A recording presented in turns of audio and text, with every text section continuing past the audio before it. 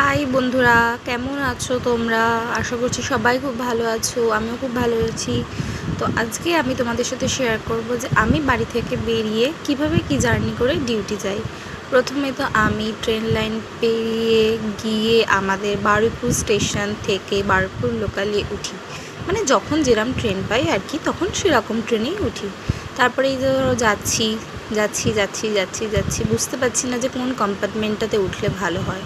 আর এখন এত গরম পড়েছে, এত রোদ্দুর, মানে বাইরে যে কী বাতাস দিচ্ছে দেখো। তারপরে আমি তো এই কালো বুটটা পরে গেছিলাম আর ভাবছি কি ভুল করে ফেলেছি। যাই হোক, ট্রেনে উঠলাম, উঠে একটা পাখার তলা দেখে বসার চেষ্টা করছিলাম। তো বসলাম একটু জানলার ধারে। দেখো আমার মুখের অবস্থাটা কি অবস্থা হয়েছে, সানস্ক্রিনও কোনো কাজ দিচ্ছে না। ট্রেনটা ফাঁকাই ছিল, এমনভাবে বসেছি যেন মনে হচ্ছে আমার বাবার ট্রেন। আমার দাদু ট্রেনটা কিনে রেখে গিয়েছিল আর এখন আমার বাবার নামে আছে। পাটা তুলে আর বসেছি, জোকসা পাট। ফাঁকা ট্রেন ছিল তাই বসেছি। যাই হোক, একটু বাইরের দৃশ্য দেখিয়ে দিলাম। ট্রেনটা পুরোটাই ফাঁকা। চললাম, তারপর ট্রেন থেকে নামলাম। তারপর ট্রেন থেকে নেবে আবার সেম গরম, ভ্যাপসা গরম। পুরো ঘেমে নিয়ে আমার অবস্থা খারাপ। মানে ইভিনিং ডিউটি যাওয়া যায় এখন একটা ঝক্কির একটা অবস্থা, এমন হয়ে যায় আমার শরীরটা, এমন হয়ে যায় খারাপ। উফ। যাই হোক, তারপর রেল লাইন পেরিয়ে বাঘাযতীন স্টেশনে নামলাম। নেবে আমি রেল লাইন পেরিয়ে অটো স্ট্যান্ডে গেলাম অটো ধরবো বলে, কারণ আমাকে তো হসপিটালে যেতে হবে না।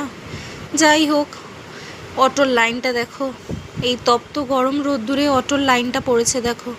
রোজই এরকম অটোর লাইন দিয়ে দাঁড়িয়ে থাকতে হয়, তারপর কখন অটো আসবে সেই চিন্তায় থাকতে হয়। যাই হোক, অটোর লাইনে দাঁড়িয়েছিলাম। দাঁড়িয়ে থাকতে থাকতে যথারীতি অটোতে উঠলাম। ছাতা মাথায় দাঁড়িয়েছিলাম, অনেক পরে অটোটা আসলো যদিও। এই অটোতে উঠে যাচ্ছি। তারপরে অটোতে উঠে গিয়ে আমাকে রুবির মোড়ে নামতে হবে, দিয়ে তারপরে ওখান থেকে আমি হসপিটালে চলে যাব। এখন অটোতে বসেও ভাবছি যে কখন পৌঁছাবো। হসপিটালে গিয়ে তো একটু এসিতে থাকতে পারবো, রাস্তাঘাটে তো এসি নেই। হসপিটালে একটু এসি আছে ঠান্ডার মধ্যে। যাই হোক, এই বড় রাস্তাটা পার করতে হয় আমাকে গাড়ি ঘোড়া দেখে সামলিয়ে। যাই, আজকের মতো এইটুকুনি। বাড়ি থেকে বেরিয়ে কিভাবে এই গরমে আমাকে হসপিটালে যে ডিউটি করতে যেতে হয় তারই একটা ছোট ব্লগ তোমাদের সাথে শেয়ার করলাম। যদি তোমাদের আমার ব্লগ ভালো লেগে থাকে তাহলে আমাকে ফলো করতে ভুলো না, ঠিক আছে? আর কমেন্ট সেকশনে গিয়ে ছোট্ট ছোট্ট কমেন্ট করে দিও।